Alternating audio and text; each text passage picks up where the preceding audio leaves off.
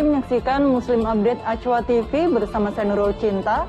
Sebelum kita masuk ke informasi selanjutnya, saya akan sapa terlebih dahulu Ustadz Mukhlis Hanafi yang sudah bergabung bersama kami. Assalamualaikum Ustadz Mukhlis, apa kabar hari ini yang sedang di Lombok ini Ustadz?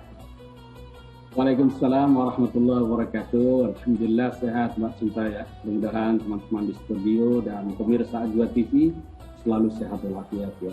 Amin. Betul, saya sedang di Lombok ini. Ya Ustadz? Betul, sedang di Lombok saya ini. Masya Allah. Salam ya Ustadz untuk para pembalap MotoGP, karena kita belum bisa ke sana ini Ustadz. Baiklah, kita ke informasi pertama di segmen 2 ini. Jelang Ramadan, warga Keranggan Kota Surabaya, Jawa Timur menggelar tradisi tumpengan. Tradisi ini digelar dengan melibatkan anak-anak dan pemuda agar tetap melestarikan budaya walau berada di tengah perkotaan.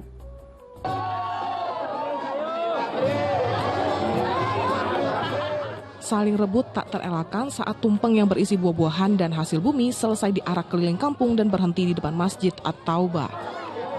Sempat terhenti selama 2 tahun karena kasus COVID-19 yang tinggi, kegiatan ini merupakan tradisi tahunan yang digelar menjelang bulan puasa. Acara tumpengan ini sekaligus sebagai sarana mendoakan sesepuh kampung Keranggan. Pelaksanaan tradisi ziarah leluhur ini juga bertujuan untuk mengajarkan generasi muda di kampung Keranggan agar tetap melestarikan tradisi mereka walau berada di tengah perkotaan. Tradisi ini juga digelar sebagai ajang silaturahmi antar warga setempat. Tim Liputan melaporkan.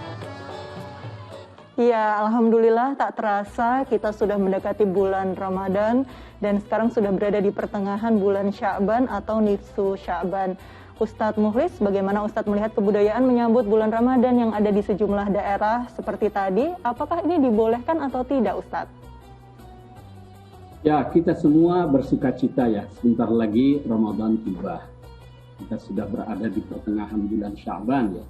Bulan yang penuh dengan kemuliaan, dan malam nisfu Sya'ban itu adalah malam yang penuh dengan ampunan dan rahmat dari Allah Subhanahu wa taala. Apa yang baru kita saksikan tadi sesungguhnya adalah contoh ya betapa Islam di Indonesia ini cukup bersahabat dengan budaya ya. Bahwa para pendahulu kita yang menyebarkan agama Islam telah membuktikan bahwa agama dengan budaya itu bukan 2 hal yang bertentangan, ya, tetapi dia bisa menyatu. Jadi budaya itu adalah apa yang menjadi kebiasaan kita. Ya. Kita lihat bagaimana misalnya masyarakat di berbagai wilayah menyambut bulan Ramadan itu dengan sukacita, dengan berbagai macam ekspresi. Ya. Ada yang misalnya melakukan budaya nyadran.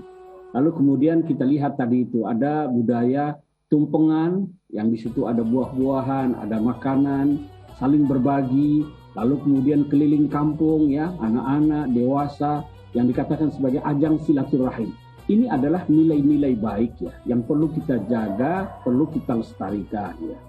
Dan disinilah Islam mengisi dan menjiwai, menginspirasi budaya, tradisi, kebiasaan masyarakat kita.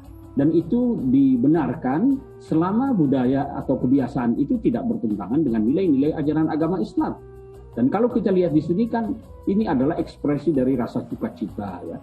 Bahwa kita sebelum memasuki bulan Ramadan memang kita harus menyambut dengan sukacita. Lalu kita bersilaturahim. Lalu kemudian kita ya tadi itu ada makanan ya, walaupun dengan cara rebutan, tetapi itu sebenarnya adalah gambaran dari ekspresi kegembiraan ya. Dan ini memang dianjurkan ya. Kita diingatkan oleh budaya ini bahwa sebentar lagi kita akan memasuki bulan Ramadan. Oleh karena itu kita perlu mempersiapkan diri untuk menyambut kedatangan bulan yang penuh dengan kebaikan dan keberkahan. Nah Ustadz Mukhlis, ini mumpung masih di pertengahan bulan Sya'ban, ada juga ini tradisi masyarakat yang menggelar malam nisfu Sya'ban lengkap dengan air yang dibawa untuk dibacakan doa-doa. Ada yang berpendapat bahwa air itu hanya sebagai perantara. Namun bagaimana hukumnya ini kalau menurut Ustadz Mukhlis? Ya, sebagaimana saya katakan tadi bahwa malam nisfu Sya'ban itu adalah malam yang penuh dengan rahmat dan ampunan Allah Subhanahu wa taala. Di malam itu Allah menyapa seluruh hambanya. Siapa yang memohon ampunan, Allah akan berikan maghfirahnya. Siapa yang memohon rahmatnya, Allah akan berikan kasih sayangnya. Kecuali 2 orang, yaitu orang-orang musyrik dan orang-orang yang memiliki permusuhan dengan saudaranya. Itu dia tidak akan mendapatkan itu. Nah, jadi malam itu adalah malam yang penuh dengan kemuliaan, keberkahan. Oleh karena itu kita dianjurkan untuk memperbanyak doa-doa. Nah, ada tradisi di masyarakat kita, di situ tadi yang Mbak Cinta katakan ya, diletakkan air, lalu kemudian dari bacaan-bacaan, dari amaliyah yang dilakukan pada malam nisfu Sya'ban itu, diharapkan air itu memberikan keberkahan. Jadi sebenarnya itu adalah bentuk ruqyah ya, bentuk ruqyah. Bentuk doa-doa yang kita bacakan, lalu kemudian dengan wasilah air itu kita berikan ya kepada mereka yang sakit atau yang punya hajat dan lain sebagainya, dengan niat mudah-mudahan itu dikabulkan oleh Allah Subhanahu wa taala. Sebab kita pernah membaca dulu ada penelitian ya bahwa air yang dibacakan, yang diucapkan kata-kata yang baik itu molekulnya akan beraturan. Jadi memang secara ilmiah itu juga bisa dibenarkan dalam tradisi Islam.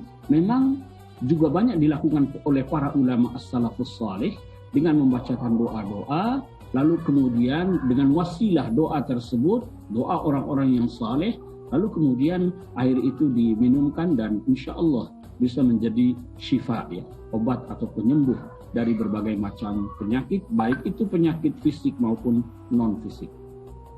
Luar biasa sekali, masih dibenarkan untuk membacakan doa-doa di dalam air dan kemudian insya Allah bisa menjadi syifa ataupun obat untuk bisa menyembuhkan berbagai macam penyakit. Nah, terakhir ini Ustadz Mukhlis, mungkin Ustadz bisa uraikan lagi keutamaan bulan Sya'ban dan ibadah apa saja yang dianjurkan. Ya, bulan Sya'ban itu adalah bulan penuh dengan kebaikan ya. Dari segi namanya itu dinamakan Sya'ban li'annahu yatasya'abu minhul khair. Karena di bulan ini terbuka jalan-jalan, lorong jalan kebaikan-kebaikan. Dan banyak sekali kebaikan itu karena bulan Sya'ban ini terkait erat dengan banyak peristiwa ya. Yang pertama peristiwa perpindahan Ka'bah dari Masjidil Haram dari Masjidil Aqsa ke Masjidil Haram. Itu terjadi di bulan Sya'ban ya. Pada tahun kedua setelah Nabi hijrah ke Madinah. Kira-kira 17 bulan Nabi di Madinah itu sempat sholat menghadap Masjidil Aqsa, lalu kemudian pindah ke Masjidil Haram. Di bulan Sya'ban ini juga turun ayat yang memerintahkan kita untuk berselawat. Oleh karena itu kita dianjurkan di bulan Sya'ban ini untuk memperbanyak selawat. Jadi karena ini adalah bulan kebaikan, kita dianjurkan untuk melaksanakan ibadah-ibadah baik yang wajib maupun yang sunnah ya. Sedekah, salawat, dan puasa. Karena di bulan Sya'ban ini, bulan Sya'ban itu dikenal sebagai bulan turfa'u fihil a'malu ila rabbil alamin. Bulan diangkatnya amal perbuatan kita diperlihatkan kepada Allah Subhanahu wa taala. Dan Rasulullah sallallahu alaihi wasallam memberikan keteladanan, tidak ada bulan di luar bulan Ramadan yang paling banyak dipuasai oleh Rasulullah sallallahu alaihi wasallam melebihi bulan Sya'ban ini. Kenapa?